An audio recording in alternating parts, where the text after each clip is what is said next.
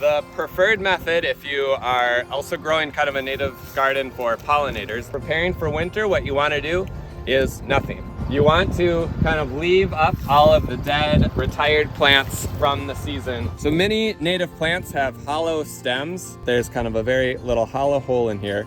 And a lot of insects will lay eggs inside the stem. Canada goldenrod has gulls will form, these big bulbous kind of balls on the stem. And that is caused from a wasp species laying an egg inside of it. And then it causes the cell tissue of the plant to expand and grow to provide more food for the larvae living inside.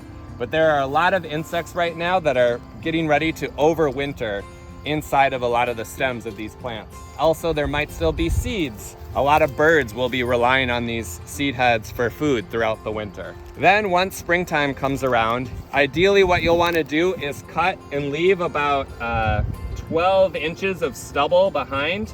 So if there are any straggler behinds, there's still some chance that they could stay. You could take all of those clippings, there probably still will be seeds, and you could just spread it out as like a mulch onto a cleared out area, and you'll probably get some more prey plants starting to emerge.